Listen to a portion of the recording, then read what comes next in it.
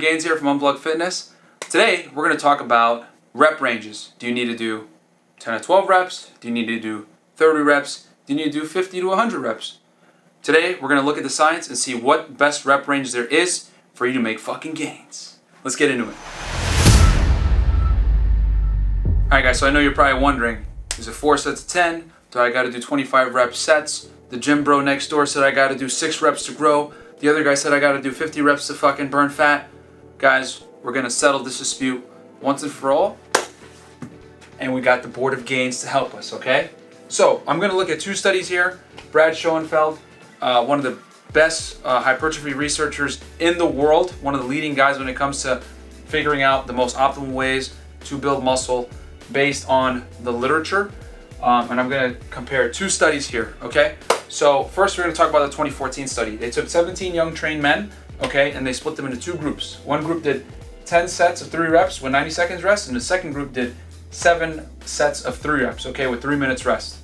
This was an 8-week long study, and the most important thing was once they compared both groups after the 8 weeks, they found no significant difference in muscle thickness, aka hypertrophy, okay? But what I will say is the group that did, the strength-based group that was taking 3-minute rests and lifting heavier weights, they obviously got stronger at the end of the study. But as we know, you don't necessarily have to get stronger from a strength-specific standpoint to get bigger, okay? So they did another study in 2015, okay, Brad Schoenfeld and his team, where they took 18 young trained men and they split them into 2 groups. One group did 8 to 12 reps, the other group did 25 to 35 reps, and it was an 8-week long study as well, and they found no significant muscle thickness difference among the groups. But once again, the groups that lifted the heavier weights were noticeably stronger from a strength-specific standpoint. Where does this lead us? Well, guys, reality is this. Somewhere between 6 to 30 reps is going to build almost an identical amount of muscle mass, assuming that volume, which is the biggest driving force of hypertrophy, is equated among the different training style, and you're training to a sufficient level of intensity, which we're going to cover that in another video with reps in reserve and rate of perceived exertion. But it's from a rep standpoint only, guys. Reps don't necessarily dictate if you're going to grow muscle or not, or burn fat. From burning fat, that's your diet, okay? That's putting yourself in a caloric deficit. When it comes to building and or retaining muscle, which retaining muscle is much easier than building it, guys. And studies actually show that you can lift a lot less weight to retain your muscle mass. But to gain, there's a lot of flexibility here, guys. So for practicality reasons, I suggest somewhere between 6 to 20 reps, depending on the movement, will build muscle, assuming you're equating volume, and it puts you in that nice little sweet spot. Because at the end of the day, you don't want diminishing returns, right?